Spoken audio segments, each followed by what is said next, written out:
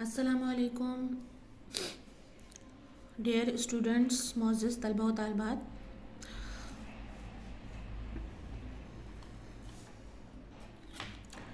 ہم سیکھ رہے تھے ماں اور من میں فرق کیا ہوتا ہے.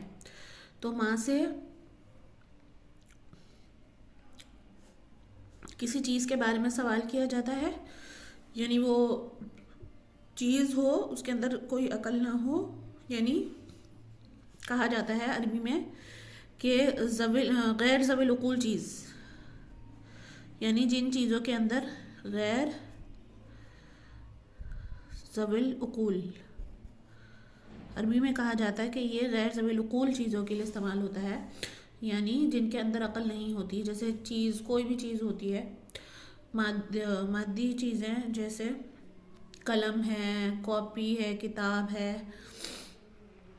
تو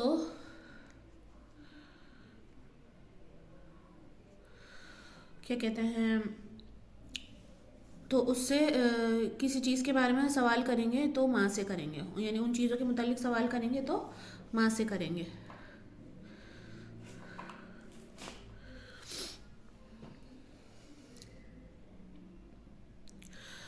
اور انسانوں کے بارے میں سوال کریں گے تو من سے کریں گے.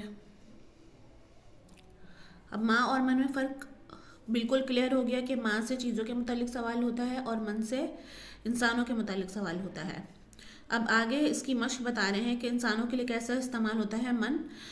جب کوئی طالب علم ہوتا ہے کھڑا ہوا تو ہم یہ نہیں کہیں گے کہ ما ھذا، یہ کیا ہے، ہم کہیں گے یہ کون ہے. اردو میں بھی ہم یہ تو نہیں کہتے نا کہ کوئی شخص کھڑا ہوا ہو یا کوئی طالب علم ہو یا کوئی استاذ ہو یا کوئی خادم ہو تو ہم یہ نہیں کہیں گے کہ ما ھذا یہ کیا ہے، ہم کہتے ہیں یہ کون ہے. اردو میں بھی کہتے ہیں. تو اس طریقے سے عربی میں بھی اس کا لفظ الگ ہے. من ھذا ہم کہیں گے من ھذا.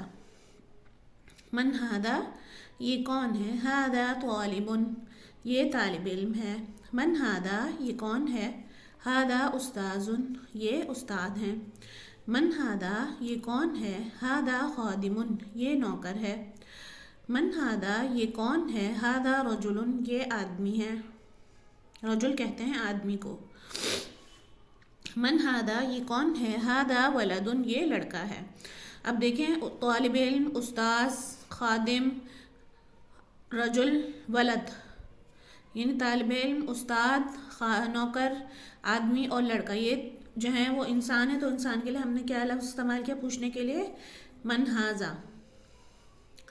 اور ماں کی ہم نے مشق پچھلے سبق میں پڑھ لی تھی. اگر کسی نے وہ نہیں دیکھی ہے وہ والی ویڈیو جا کے دیکھ لیجئے. اور اگر آپ لوگوں کو کوئی سوال کرنا ہو تو کمنٹ میں ضرور پوچھ لیا کریں.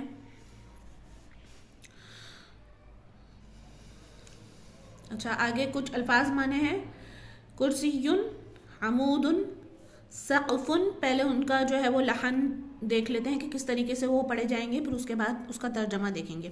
کرسی، عمود، سقف، کأس، ورق، تلمید، خادم، معلم، یوسف، حارس. کرسی، عمود، سقف، کأس، ورق، تلمید، خادم، معلم، یوسف، حارس. کرسی، کرسی. عمود، ستون. ستون ہوتے ہیں جیسے مسجد میں ہوتے ہیں یا گھروں میں ہوتے ہیں. اب آج پہلے کے گھروں میں ستون بنائے جاتے تھے، اب تو نہیں ہوتے لیکن پہلے بنائے جاتے تھے. تو وہ جو پلر ہوتے ہیں نا، پلر کھڑے ہوئے ہوتے ہیں تو ان کو کہتے ہیں عمود، ستون. عربی میں کیا کہتے ہیں ان کو؟ پلر کو عمود. سقف، چھت. کأس، گلاس. کأس، گلاس. کأس، گلاس. کأس کسے کہتے ہیں؟ گلاس کو. ورق، پیپر. صفحہ، پیپر بھی کہا جاتا ہے، صفحہ بھی کہا جاتا ہے. پیج، صفحہ، پیپر. تلمید، تلميذ شاگرد.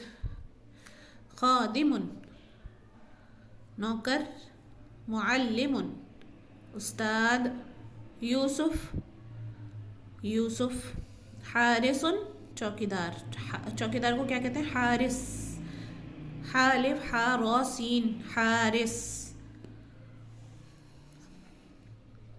کرسی کرسی. عمود ستون. سقف چھت. کأس گلاس. ورق پیپر صفحہ. تلمیذ شاگرد. خادم نوکر. معلم استاد. یوسف حارس چوکیدار. اچھا یہ تو ہو گیا ہے ہمارا سبق. تو اب کیا کرنا ہے آپ لوگوں نے؟ اگر بہت اچھی طریقے سے مشق کرنی ہے تو آپ لوگ جو ہے وہ یعنی بہت اچھے سے عربی سیکھنی ہے، شوق رکھتے ہیں تو آپ لوگ ایک کاپی بنائیے، اس میں روز کا روز سبق لکھیں، پھر کیا کہتے ہیں اس کی کیا کہتے ہیں مشق کریں، یعنی اس کو یاد کریں. روز اس طریقے سے کریں گے تو انشاءاللہ تعالی عربی آپ لوگوں کو آ جائے گی. تو بہت بہترین انداز میں انشاءاللہ سکھایا جائے گا.